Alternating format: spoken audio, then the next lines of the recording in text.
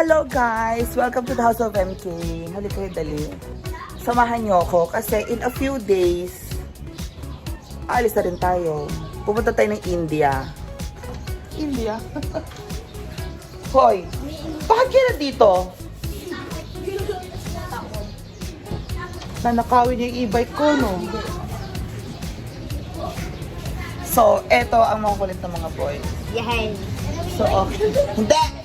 Tumingin ka dyan, ha? So, tara na guys. Akit muna tayo, di ba? Andito na yung makukulit. So, eto na nga guys. Eto ang ano ko po talaga dito sa bahay. Service ko yan. Yan ang service ko. Ang aking e-bike. Diba? Tapos, yan, kwarto po yan. Ngayon, naakyat na tayo, guys. Okay?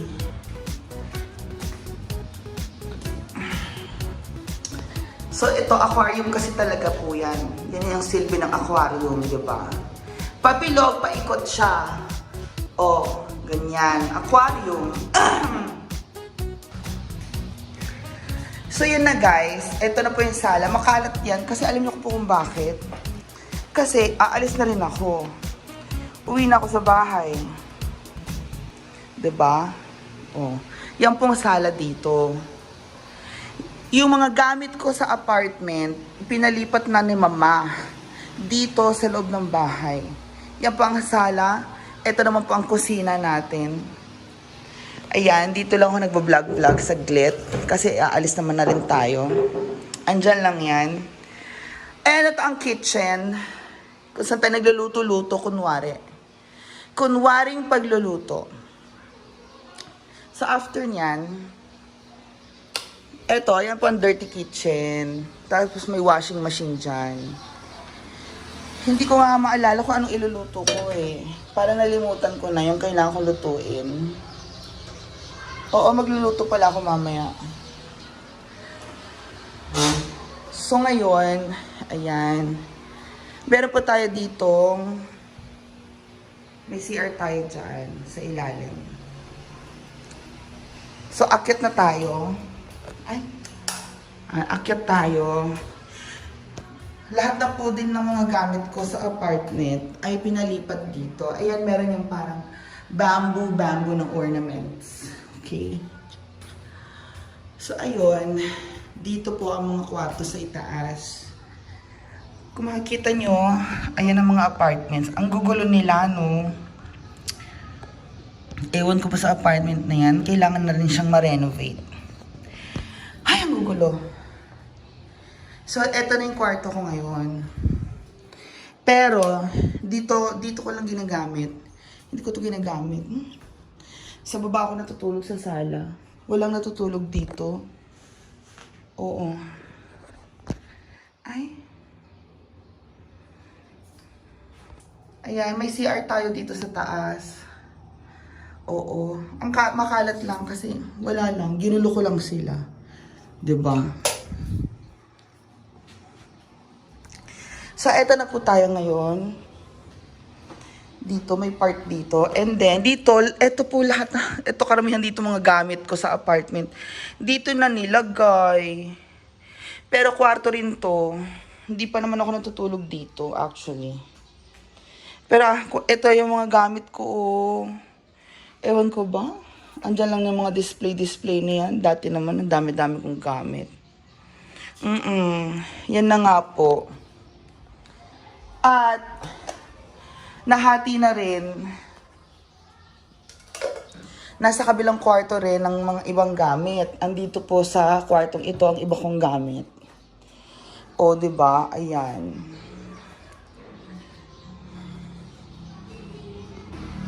So dito, may CR din talaga dito. Walang gumagamit ng CR na to.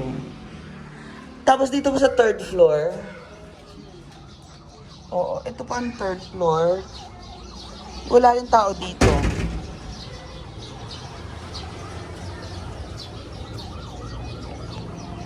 Ayan. So, 'di ba? Ang ganda ng sky. Magandang ulap. Yan po ang view ng bahay dito, o diba? Wala, magsa-sunset na siya, oh. Parang ang gulo. Parang ang gulo din. Diba? Tapos yan.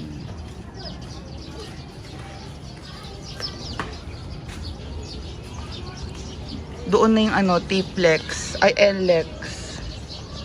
Ayan, o diba?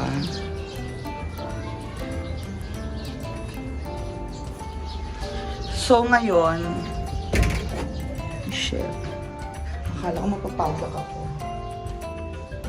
Wala rin naman tao dito, guys. So, papatay na natin.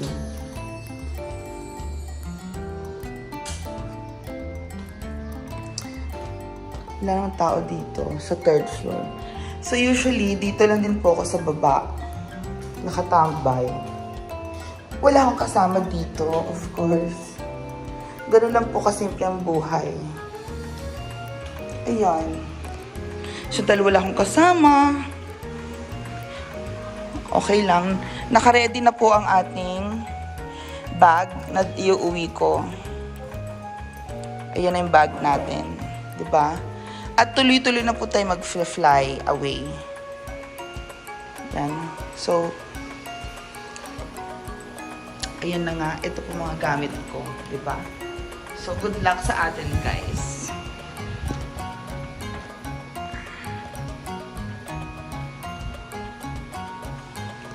Yan din po ang access ng bahay.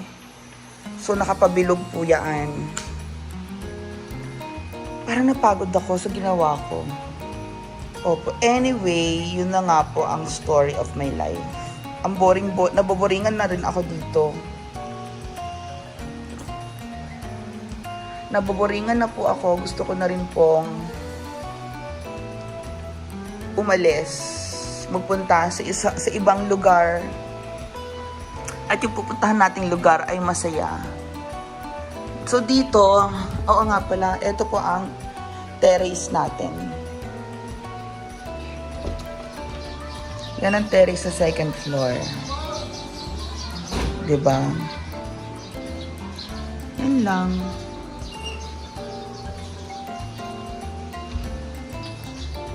At dito sa second floor, pwede na tayong tumambay-tambay. Tambay-tambay lang po tayo. Dito lang tayo nakatambay madalas. So, wala naman tayong ginagawa. Oo, nawala na yung mga ilaw-ilaw ko. So, ayan na nga guys. Happy sunset. And thank you so much. Kakatapos lang din po umulan. Hindi ko alam kung anong gusto kong kainin. Parang gusto kong kumain ng lugaw. Kakain ako sa lugawan. So, good night everybody. Bye-bye.